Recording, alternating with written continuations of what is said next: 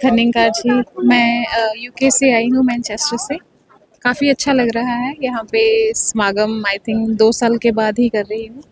UK आने से पहले मैंने यहाँ पे समागम किया था, तो काफ़ी अच्छा लग रहा है। कल महापुरुष एयरपोर्ट पे लेने भी आए थे। कब से जुड़े हुए हो आप?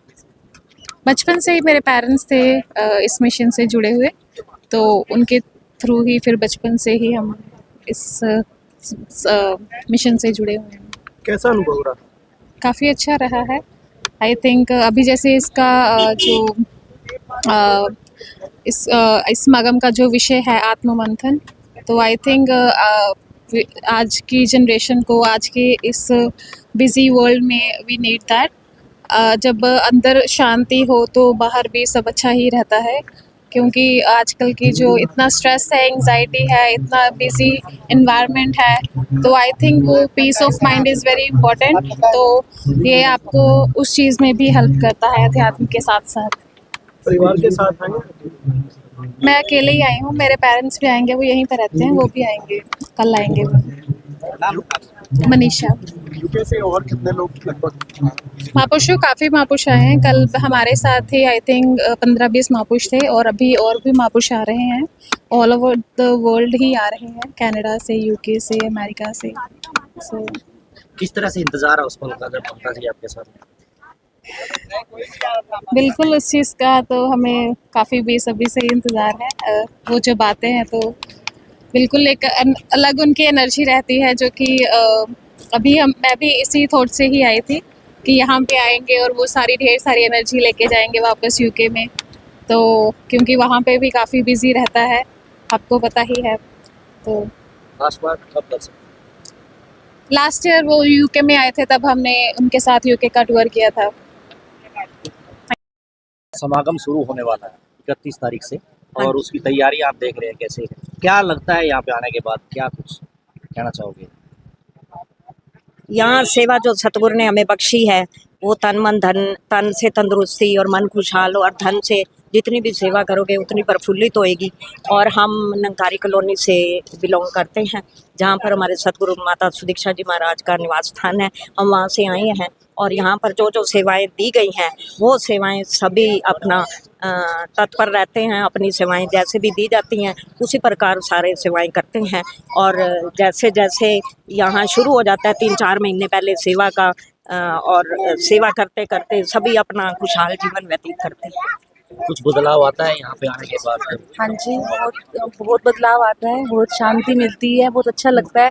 सारी चिंताओं से दूर एकदम से सब कुछ छोड़ के इधर आके बहुत शांति मिलती है। उस पल का इंतजार है जब माता हाँ जी, हाँ जी, हाँ जी, बहुत क्या कुछ ज़्यादा। सेवा की यहाँ पे आके, कितने दिन से लगे?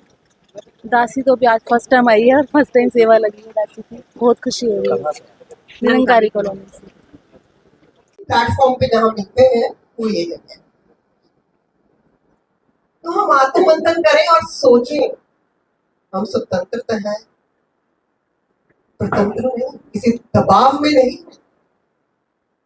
हम सोचें कि क्या हमें छापना चाहिए। ये श्रद्धालुओं की जो भक्ति है, इन्हें देखिए, उनकी निगाहों से एक बार देखिए, और फिर अपनी कदम उठाइए।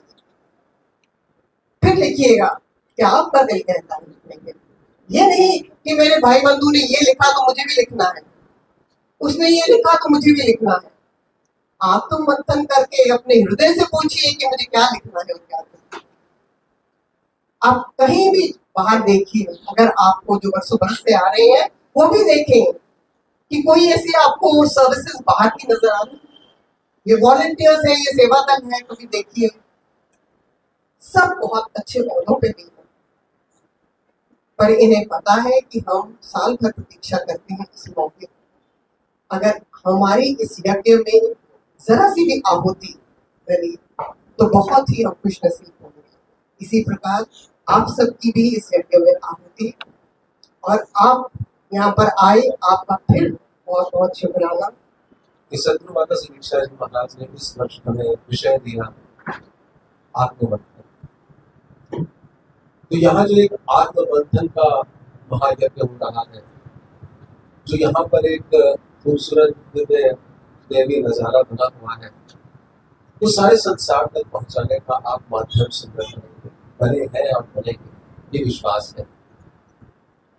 जहाँ तक रही बात आइडियोलॉजी की, आप निरंतर हर वर्ष आते हैं, वो बातें आपके साथ साझा भी होती हैं, लेकिन इस वर्ष केवल परमात्मा की बात नहीं हो रही। परमात्मा की बात तो सब अपने अपने स्तर पर करते ही हैं।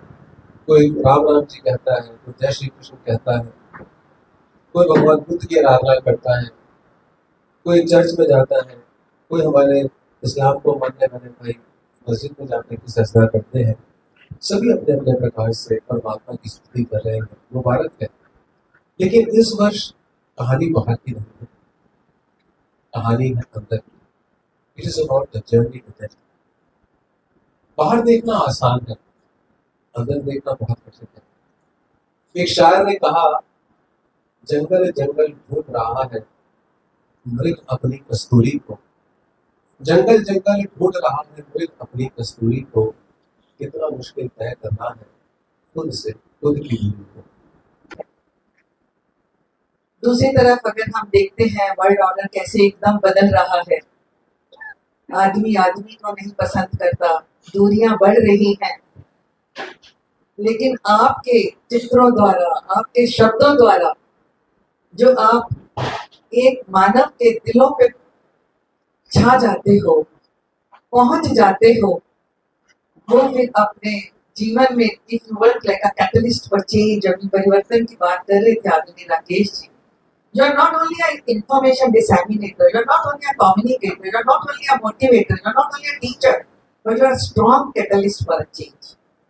जो आज के इस वर्ल्ड ऑर्डर को, इस जितनी नफरत, ईर्ष्या, वैर, दूरियां बढ़ी हैं, आप सबको नजदीक ला सकते हैं।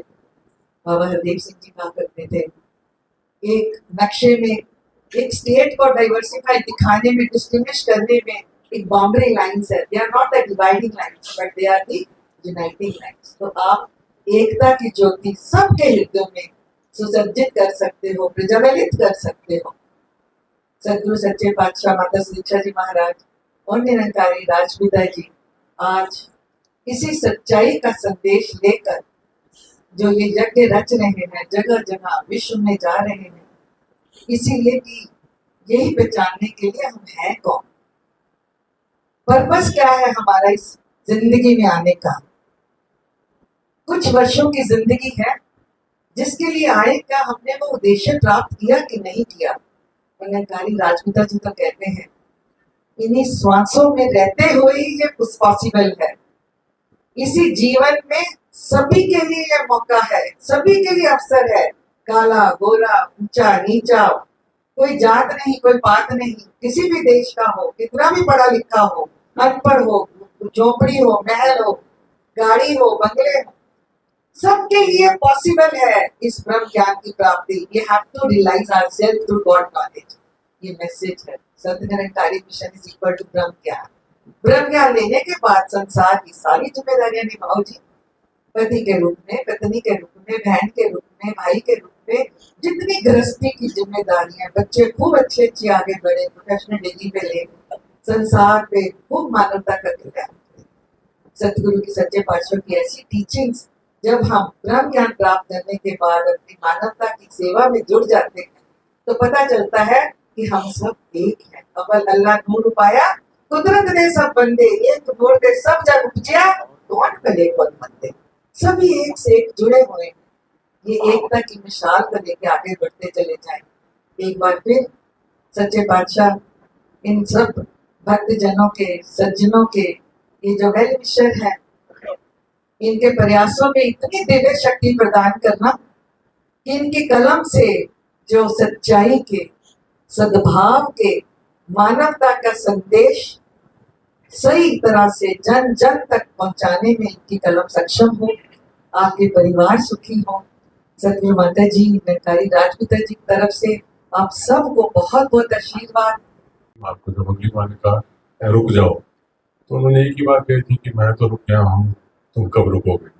बस इसी बात से कितना गहरा असर हुआ।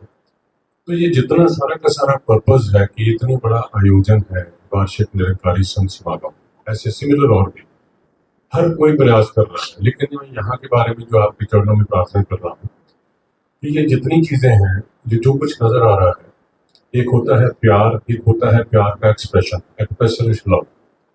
माँ अपने बच्चों को प्यार करती है, पिता अपने बच्चों को प्यार करता है, वो उसके बाद फिर एक्सप्रेशन ऑफ लव होता है कि उसे प्रकट कैसे किया जाता है। इसी तरह आध्यात्मिकता की बातें बड़ी गहरी हैं, लेकिन उसे जब हम इम्प्लीमेंट होते हुए देखते हैं तो उसका एक बहुत बड़ा गहरा असर होता है।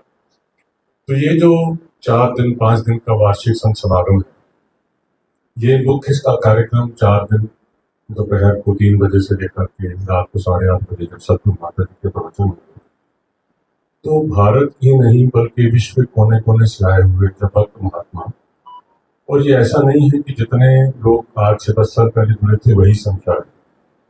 हर साल, हर महीने, हर दिन कहीं ना कहीं मिशन की सत्संग हो रही है, भवन पे हो रही है, और वहाँ एक सांझी वार्ता का संदेशा दिया जा रहा है। अव्वल अल्लाह नूर पाया, कुदरत के सब बंदे एक नूर के सब जग उपजा, कौन भले कौन मंदे, कोई पराया नहीं है, किसी से दुरत्व नहीं है, सारे अपने हैं।